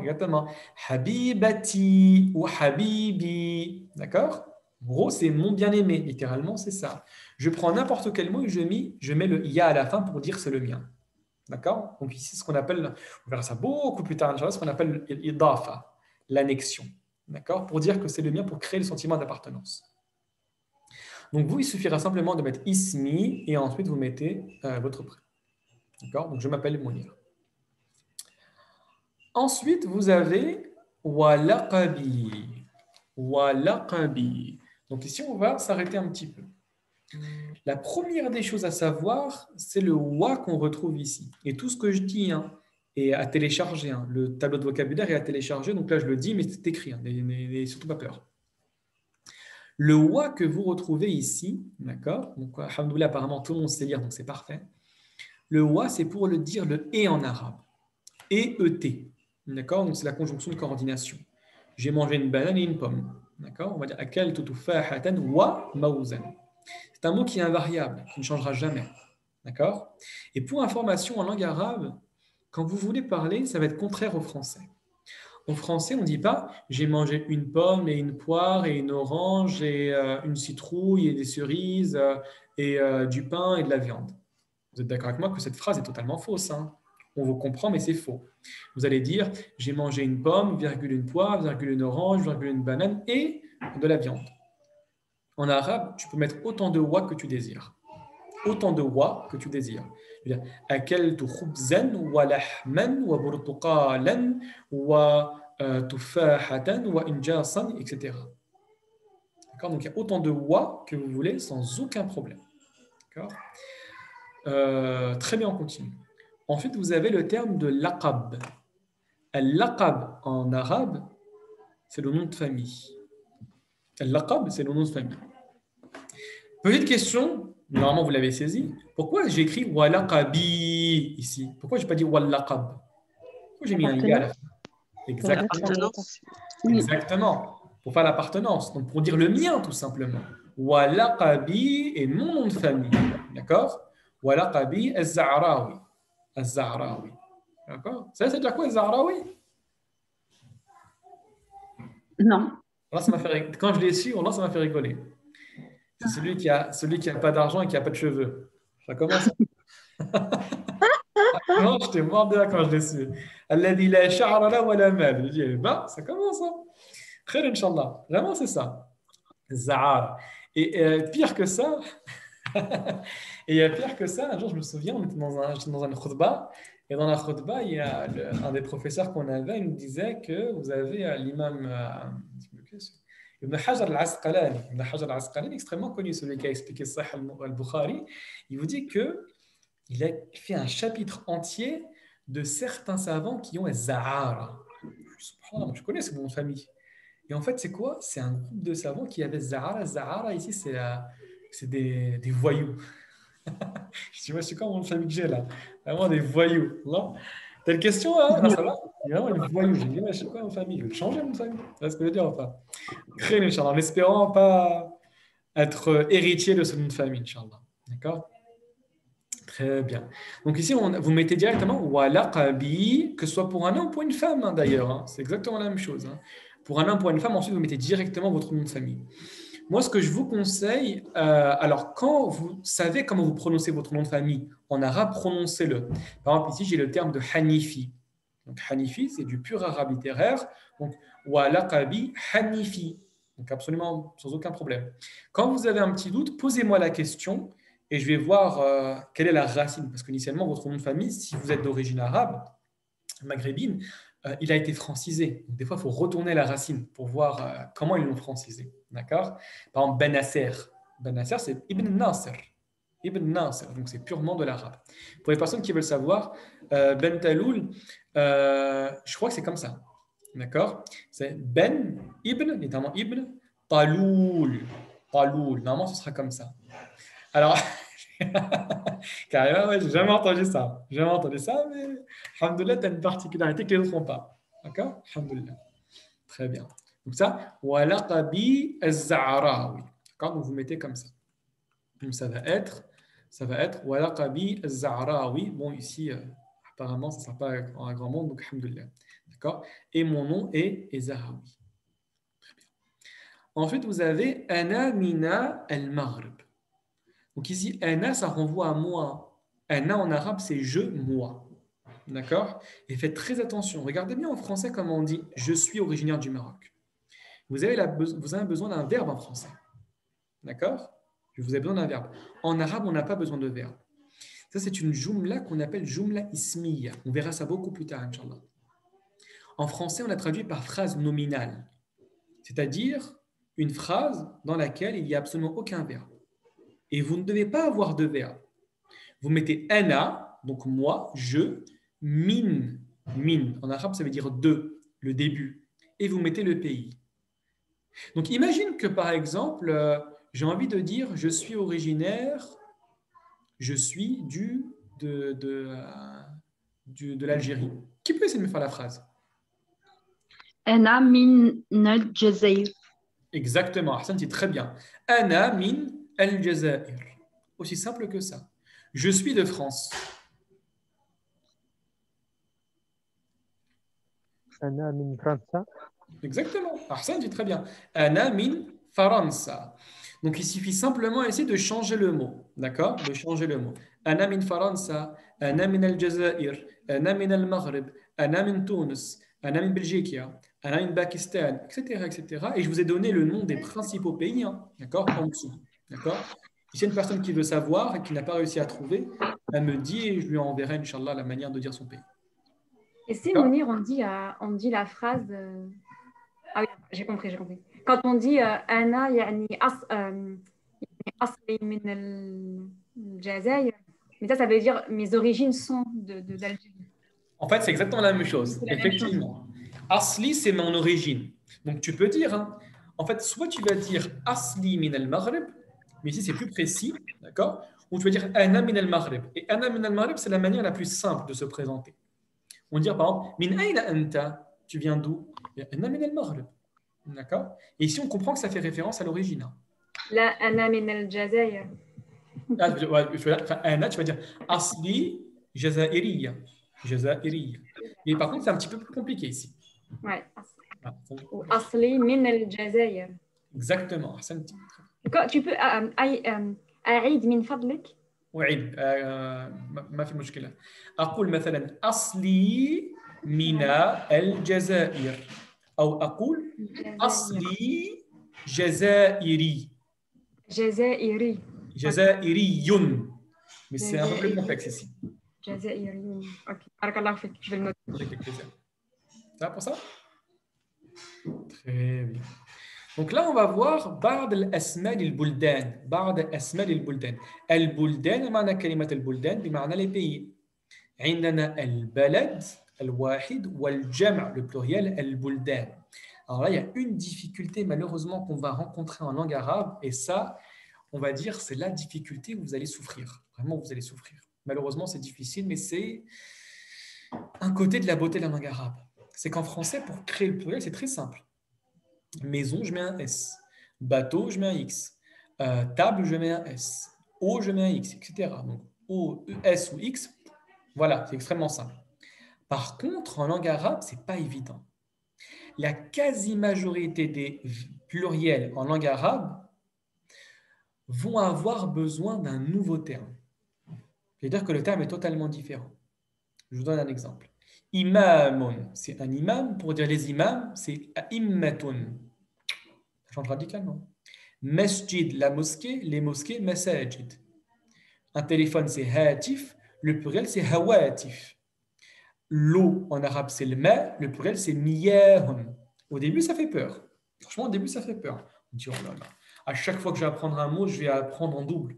Et des fois, c'est même pas en double. Des fois, c'est en triple. Parce qu'il n'y a pas qu'un pluriel, il y en a 2, 3. Et donc, du coup, tu te dis, mais qu'est-ce que je suis en train de faire là? Qu'est-ce que je suis en train de faire? Et en fait, au fur et à mesure, il y a des pluriels, en fait, à force de les entendre, tu sais qu'ils se prononcent comme ça. D'accord? C'est exactement comme en français. J'ai vu des chevals. Oh, c'est bizarre ça. On dit, j'ai vu des chevals. Ah non, c'est pas ça. D'accord? Ici, il y a une règle à appliquer. Parce qu'on l'a tellement entendu que là, il faudra changer. Donc, on va dire les chevaux. D'accord? On va changer radicalement tout. Et donc, du coup, en arabe, c'est comme ça. C'est vrai que c'est un petit peu difficile, mais c'est vrai que c'est pas évident. Mais promets qu'après, c'est extrêmement simple. T'inquiète pas, Soura. Ça va pour ça? Donc, al-buldan, ici, c'est le pluriel de balad. Ça, on le dit beaucoup, ça. Quand je rentre au bled. Quand je rentre au bled, littéralement, le balad, c'est le pays. Al-buldan, c'est les pays. Donc, ça va être le pluriel. D'accord? Très bien. Donc, vous avez là la majorité des pays. Je vais les lire rapidement pour pas qu'il y ait d'erreur. Pour pas qu'il y ait d'erreur. عندكم مثلا هنا البلد فرنسا فنحن نعيش نحن الآن في فرنسا. On est en France. ثم عندكم بلد الجزائر. الجزائر pour l'Algérie. D'accord? ثم عندكم تونس. تونس. تونس. ثم عندكم تركيا. تركيا. ولا تركيا. ثم عندكم مالي. مالي. المالي. ثم عندكم السنغال. السنغال. D'accord? السنغال pour le Sénégal. عندكم باكستان. باكستان. Pakistan. الهند. الهند pour l'Inde. وعندكم بلجيكا. بلجيكا pour la Belgique. D'accord? Ça va pour ça tout le monde ou pas? Oui. C'est assez clair, hein, c'est facile. Hein? D'accord? C'est assez clair. On peut peut-être une question ici. Oh, très bien, c'est clair. Très Et pourquoi bien. il y en a, ils ont un alif lem et d'autres, ils n'ont pas? C'est marrant ça. Exactement. C'est exactement comme le français. Alif lem. C'est exactement comme le français. Il y a des pays qui vont prendre le ou la. Et il y a des pays qui ne vont pas prendre le ou la. On va dire la France. D'accord? On va dire. Par contre, les Pays-Bas, on va dire la Belgique, tu vois. Donc là, franchement, c'est au cas par cas. Sincèrement, c'est au cas par cas. Il y a des pays, exactement, on va dire l'Inde également. Il y a des pays qui vont accepter l'alif lam, il y a des personnes qui vont pas, il y a des pays qui ne vont pas accepter. Et là, sincèrement, c'est au cas par cas. Donc du coup, qu'est-ce qu'il faut faire? Il faut l'apprendre comme ça. D'accord? Il faut l'apprendre comme ça. Est-ce que quelqu'un a son pays d'origine qui n'est pas présent ici et il veut savoir comment on le dit? Tout le monde a son pays d'origine ici? Donc, ça ne va pas poser de problème pour les devoirs? Normalement, ça va aller du coup alors. Très bien. On a le droit de rajouter 1, 2, 3, viva l'Algérie. Tu l'as dit celle-ci. On peut, hein. Avec grand plaisir. Tu vas bien me faire rigoler, mais avec grand plaisir. Alors, ça me dit très bien. Très bien. Ensuite, vous allez donner votre lieu de résidence. D'accord? Votre lieu de résidence. Alors là, les Algériens, tabarakallah. Au niveau en fait du pays du lieu de résidence, vraiment, il faut que vous fassiez confiance. D'accord? Pour dire j'habite à. Vous allez toujours introduire la phrase de cette manière-là. D'accord? Vous dire Askunu fi madinati, Askunu fi madinati, et ensuite la ville. Askunu, ça veut dire j'habite. D'accord? Askunu, ça veut dire j'habite. Partez du principe qu'en général, je vois un verbe et je vois qu'il débute par un alif, c'est qu'il est conjugué avec moi, avec je. Il est conjugué avec moi, avec je. On va dire askunu, pour dire j'habite. Adrusu, j'étudie. Akulu, je mange. Ashrabu, je bois, etc. Ensuite, le fi, c'est pour dire dans. Mais c'est mentionné également dans le polycopier, dans le PDF que vous avez téléchargé. Pour dire dans. Madinati, c'est la ville. Alors faites attention, on a deux significations de l'Al-Madina. Al-Madina, de manière générale, c'est la ville. On va dire Baris, Al-Madina. L'île, Medina. San Francisco, Medina. Mais si on dit El Medina, ça fait référence à quoi, à votre avis? Médine. Exactement, Ahsant. Ça fait référence à Médine. Ça fait référence à la ville de Médine. D'accord? Donc, si on va dire, mathalan, Ana askunu fil Medina, avec le alif wal lam, ça fait référence à la ville de Médine. Donc, j'habite à Médine. D'accord? Donc, vous allez dire askunu fi Madinati Baris. Si quelqu'un, je crois que quelqu'un d'entre vous habite à Lille. Je crois, je ne sais plus qui habite à Lille. Mais je crois Oui, que c'est moi, Nejima. Nejima. Donc, Nejima, comment tu vas dire j'habite à Lille? Ana Escono, El Medina Lille, Alors ici, fais attention. Askunu, Fi très bien. Fi Madinati, Lille. exactement, Arsanti. Fais attention, Najima. Alors, c'est très bien ce que tu as dit. Hein. Ta phrase est correcte à 100%, mais j'ai envie de préciser un point principalement à ce que tu as dit. Tu as commencé ta phrase par dire Ana askunu fi Madinati Lille. Ta phrase est bonne. Par contre, en français, c'est vrai. En français, dès qu'on va conjuguer le verbe, on va mettre le sujet. Oui, effectivement, le sujet. Donc ici, en l'occurrence, ce sera le pronom. Ensuite, on va mettre le verbe. Tu habites, il habite, nous habitons. En arabe, on ne fait pas ça. Pourquoi? Parce qu'en fait, à l'intérieur de eskunu ici, vous avez le verbe et en plus du verbe, vous avez le complément, le sujet. D'accord? Vous avez le sujet. Donc en fait, dans eskunu, littéralement que eskunu, c'est j'habite. Et si on dit en eskunu, ce sera ça. Moi, virgule, j'habite à Lille. Donc faites attention à ça. Vous pouvez le dire, mais n'abusez pas trop. Parce qu'en fait, ça fait, c'est une manière d'insister. Ana askunu fi madinati. D'accord?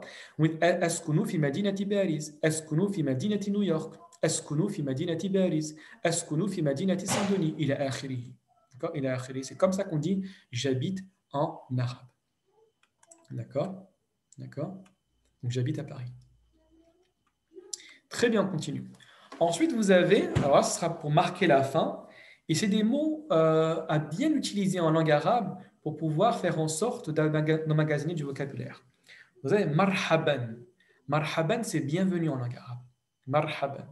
D'accord? Marhaban bika. En gros, c'est bienvenue à toi. Si je parle à quelqu'un d'autre, à une fille, je vais dire marhaban biki. On verra ça plus tard. Si je parle à un groupe de personnes, je vais dire marhaban bikum. D'accord? Donc, bienvenue à vous. D'accord? Ici, ce sera marhaban bika. Fi, on l'a vu, hein, fi bima'ana dans. Hada, on le verra également plus tard, c'est un pronom démonstratif pour dire ce ou cette. D'accord? En arabe, on appelle ism al-ishara. Ism al-ishara, c'est pour montrer quelque chose. On va dire hada, regardez bien. Hada hatif. Hada mindil. Bon, ça ne marche pas. Hada fa'urun. Hada rajulun. Pour montrer. Donc ici, pour montrer quoi? Al-mawqi'a. Al-mawqi'a. D'accord? Al-mawqi'a, ça veut dire quoi? Initialement, ce n'est pas la plateforme, c'est un site internet. Littéralement, mawqi'a, c'est un site. D'accord? Pourquoi rajouter le hada? On pourrait très bien le retirer. Fait le mawqi'a. Effectivement, tu peux. Mais Et il y a un intérêt à dire hada? Exactement. C'est comme en français, tu dis bienvenue à toi sur la plateforme et bienvenue à toi sur cette plateforme. Ah oui, d'accord, très bien. Voilà. Mais sinon, les deux sont acceptés. Hein. Les deux sont acceptés, les deux sont similaires. D'accord? Mais en général, on va dire plus en arabe marhaban bika fi hada al-mawqi' pour mettre en avant qu'on parle de celle-là. D'accord? Donc ici, les mots à connaître, c'est marhaban, mot très important en langue arabe. Hein. Dès lors que vous voulez souhaiter la bienvenue à quelqu'un, vous dites marhaban bika, marhaban, marhaba. D'accord? Et c'est également une manière de dire de rien. Ah, merci, merci, mshukran. Marhaba, marhaba. D'accord? Très bien. On continue. Et après, un mot à connaître, hein, il a liqa. Il a liqa. D'accord? Ça, vous devez le répéter beaucoup à la maison. Il a liqa, c'est pour dire au revoir. Regardez un jour, bon, c'est pas facile au début, regardez une présentation du journal télévisé Al Jazeera. D'accord? Elle va toujours dire ça. La dame ou l'homme. وإلى اللقاء على قناة الجزيرة في قطر. إلى اللقاء على قناة الجزيرة في قطر. Ils disent tout le temps ça. D'accord? Donc en gros, إلى اللقاء, إلى en arabe, c'est pour dire la destination. C'est un mot qu'on va voir. Pour dire, par exemple, je marche vers l'école, je vais à l'école, on va dire adhabu ila al-madrasati. D'accord? C'est toujours la destination de l'arrivée. Al-liqa, c'est la rencontre. D'accord? Donc ici, apprenez ce groupe de mots pour dire au revoir. D'accord? Ila al-liqa. Ça va pour ça tout le monde? Alors effectivement, c'est une très très bonne question, Sourat. C'est une très très bonne question, Sourat. Subhanallah, j'avais oublié de le dire. En langue arabe, vous avez un principe extrêmement important dans la prise de parole, non pas au niveau de l'écriture. Au niveau de l'écriture, on met tout le temps les harakats. Mais au niveau de la prise de parole, on va toujours commencer par la haraka, par un son, a, i, ou, et on va toujours s'arrêter sur une soukoun, donc sur un son muet. Regardez bien la Fatiha. On dit Alhamdulillahi Rabbil Alamin, Ar-Rahman Ar-Rahim, Maliki Yawmiddin. Mais c'est pas ça qui est écrit. Hein. C'est Alhamdulillahi Rabbil Alamin, Ar-Rahman Ar-Rahim, Maliki Yawmiddin, Iyyaka na'budu wa Iyyaka nasta'inu. Personne ne dit comme ça. Imaginez que vous allez à la mosquée, il y a un imam prie comme ça. C'est problématique, lui, qu'est-ce qu'il fait? Alors qu'on a le droit, il y a une variante de la Fatiha, on peut lire comme ça, pour information. D'accord? Mais en gros, ici, partez du principe que les Arabes ont établi cette règle-là. On commence toujours par une haraka, donc par le son A, I, U, et toujours on s'arrête sur une soukoun, littéralement sur un son muet. Donc ici, on va écrire ila liqa'i, mais on va toujours dire ila liqa. Ça va pour ça tout le monde? Vous avez compris? Oui. C'est clair? Oui, oui, oui. Très bien. Très bien. Ahsantou. Très bien. Et du coup, on est arrivé à la fin de la présentation. Je vais prendre les 5 minutes qui me restent, approximativement les 10 minutes, pour pouvoir expliquer, du coup, quels sont les devoirs à faire pour la semaine prochaine. Et si vous avez des questions, je me ferai un plaisir, Inch'Allah ta'ala, d'y répondre. D'accord? Donc, alors, petite information d'abord, pour être sûr, est-ce que tout le monde a bien accès à l'ensemble des cours sur la plateforme? Est-ce que tout le monde a vérifié tout d'abord? Oui, Sûr? Très bien. Oui, oui, effectivement, très bien. Très bien, alhamdoulilah, c'est parfait. Très bien, c'est parfait. Alors là, ce qu'il faudra faire, s'il y a une personne qui a des difficultés, n'hésitez surtout pas à venir me voir, mais normalement, j'ai activé tout le monde. D'accord? Donc, faites attention à bien rentrer dans le module 1. Module 1, ensuite, vous devez tout vérifier. D'accord? Donc là, comment vous devez faire maintenant concrètement pour pouvoir avancer et faire les devoirs? À la maison. Oui, dis-moi. Tu dis, excuse-moi, je reviens sur ce que tu disais parce que ça me perturbe un peu. Il a liqa. Et si je dis salam alaikum, c'est une faute? Ah non, pas du tout. Ah non, pas du tout. Hein. En fait, là, tu essaies d'être le plus neutre possible. C'est ça. Hein. Alors en fait, non. Alors en fait, ça dépend. Ça dépend dans quel pays, dans quel contexte, avec qui tu parles. D'accord. Initialement, salam alaikum, c'est entre musulmans. Bien sûr. Tu vas prendre une personne qui parle arabe, tu prends des Libanais chrétiens, tu leur dis pas. Normalement, tu leur dis salam alaikum. Ah oui. Ils vont répondre. Hein. Ils vont dire sabah al-nour, sabah al-ward, sabah al-nour. Tu vois? Oui, oui. Et si tout d'abord une personne dans la rue, dans un pays arabe, d'abord en te disant pas salam alaikum mais sabah al-nour, en général, pense que c'est pas un musulman. D'accord? Tu vois ce que je veux dire? Oui, oui. Mais par contre, nous, en tant que musulmans, bien évidemment, tu peux dire salam alaikum à la fin et salam alaikum en partant, mais également, il faut que tu saches que si un jour tu es confronté à un il al-liqa, pourquoi tu restes. Tu vois? C'est ça que je veux dire. Donc, on répond pour information à il al-liqa par il al-liqa. D'accord? Très bien. Donc, du coup, moi, ce que je vous conseille, c'est de regarder plusieurs fois la vidéo, celle-là.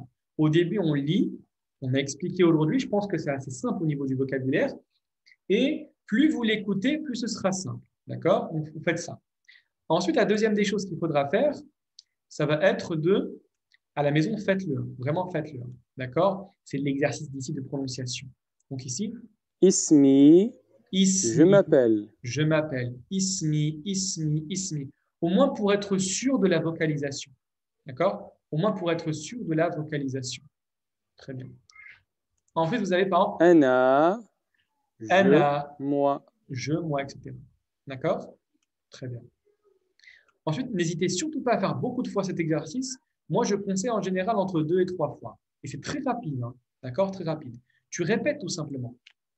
Ana min al-Maghribi. Ana min al-Maghribi. Et ça aide énormément à délier la langue et à voix haute. À voix haute. D'accord? Donc, on a fini cela. Donc, ensuite, pour vous, franchement, ça va servir absolument à rien de regarder cela. Hein. Ça, je pense que vous tous, vous savez lire, donc il n'y a absolument aucun problème. Si vous voulez télécharger le document est là.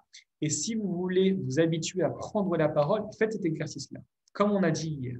D'accord? Comme on a dit hier, dans le sens, regardez, question en arabe. اكتب حرف الباء في أول début الكلمة. Très bien.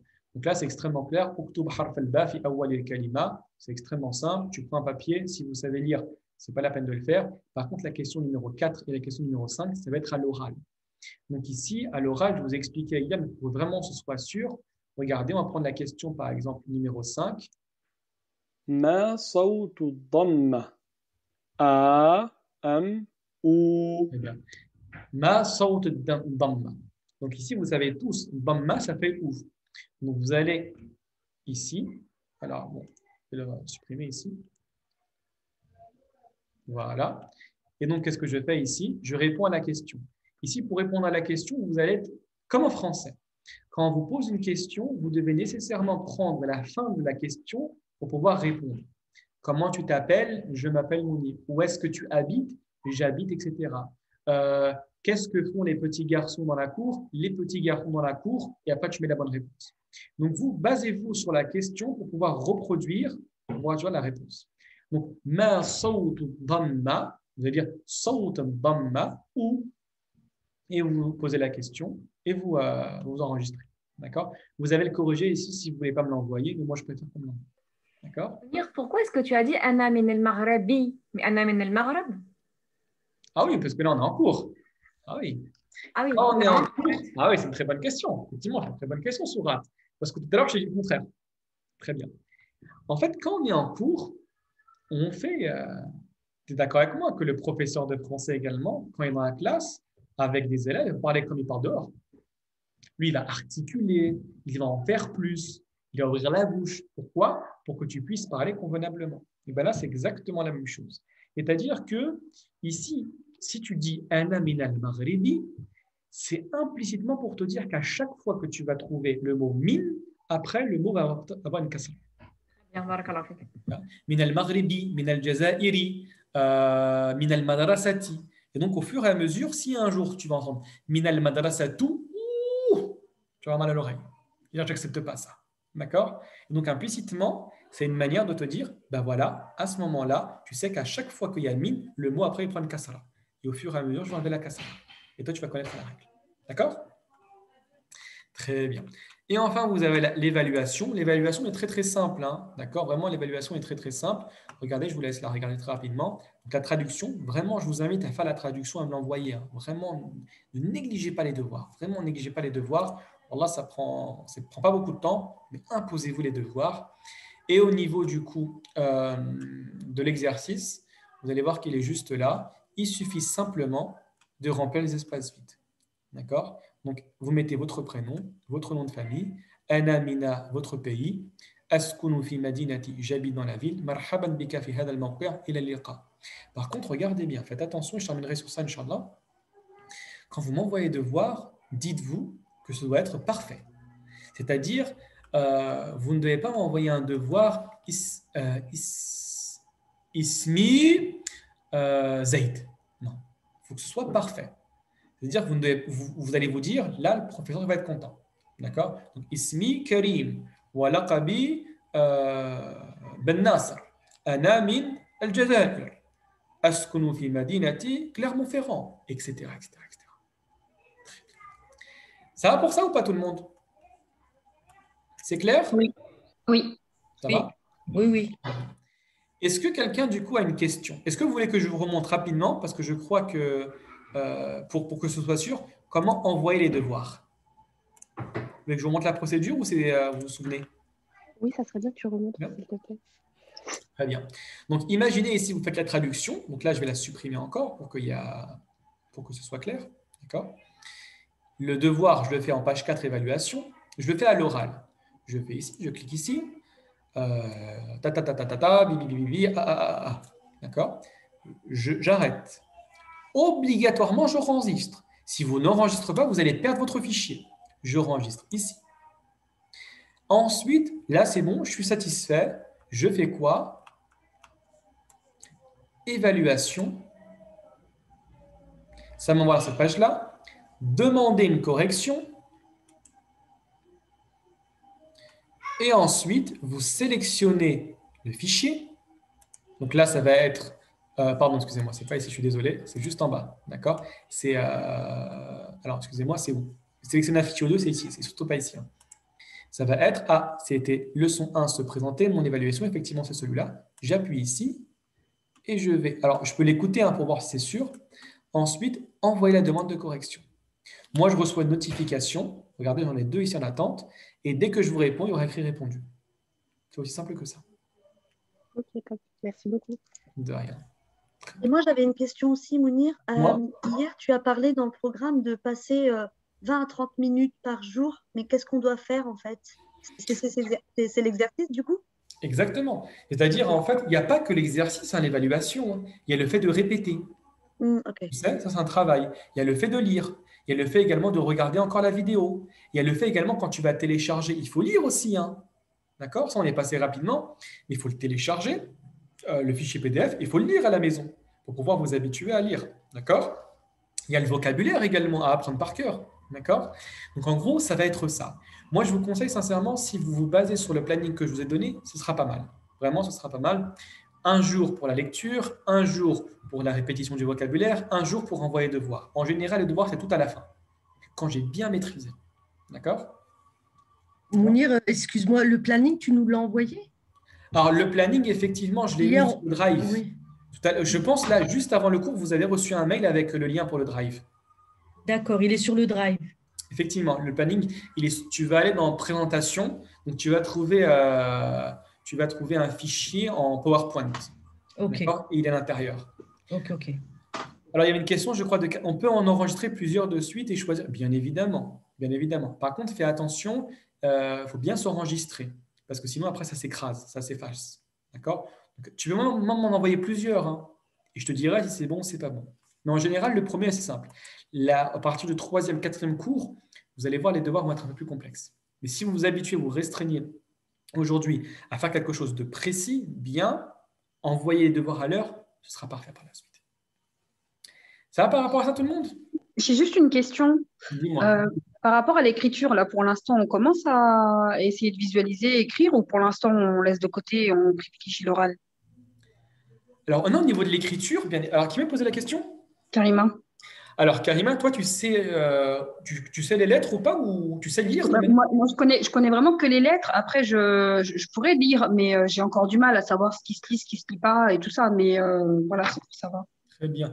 Alors, en fait, moi, pour l'instant, ce que je te conseille, tu as une position de principe. Hein. C'est qu'en arabe, tout ce qui est en face de toi, il faut le lire.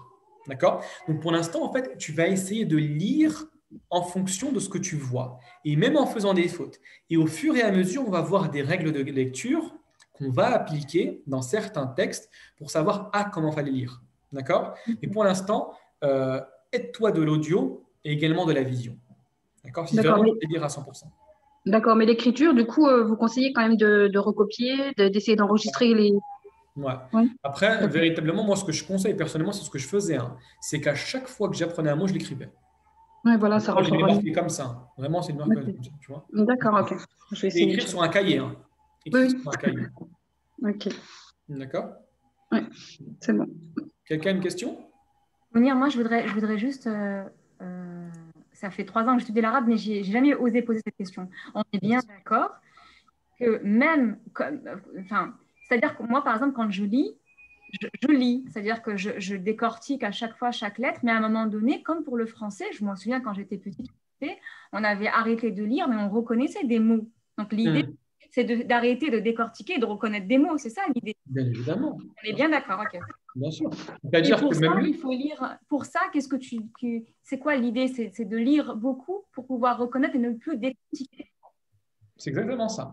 D'accord. Okay. Regarde, à l'époque, je me souviens, moi, quand j'ai commencé à lire une page de Coran, je mettais 15 minutes. Je m'étais chronométré. 15 minutes. D'accord? Horrible. Hein? Ton cerveau, ici, il explose. Hein? D'accord? Tu as envie d'arrêter, tu sens ton nef s'exploser, tu dis arrête, c'est bon, ça va exploser. Et en fait, non. Au début, 15 minutes, après 10 minutes, après 7 minutes, et après 1 minute. Et après, tu ne regardes même plus le mot. Parce que tu vois le début, tu vois la fin, tu comprends le contexte. Hein. Très bien. Barakallahu fik. Avec plaisir. Alors, Nadia, normalement, le mail, il est parti. Donc, si tu n'as pas reçu le mail, je vais te le renvoyer. Normalement, c'est un mail automatique. Hein. Si tu as reçu le premier mail tout à l'heure avec le lien, normalement, celui-là, il est parti aussi. D'accord? Je te laisse vérifier et tu m'envoies un texto, ça ne te dérange pas si tu ne l'as pas reçu. D'accord? On fait comme ça, Inch'Allah? Oui. Très bien. Bah, écoutez, barakallahu fikoum pour votre présence. N'hésitez pas, hein, si vous avez des questions, je suis tout à fait disponible. N'oubliez pas les devoirs. D'accord? Sur le groupe, posez-moi toutes les questions que vous voulez, même en privé, avec grand plaisir, j'y répondrai. Inch'Allah. On fait comme ça, on se dit à la semaine prochaine? Merci. Oui. Merci. Plaisir, Inch'Allah. Portez-vous bien et salam à toutes et à tous. Merci. Salam. Salam.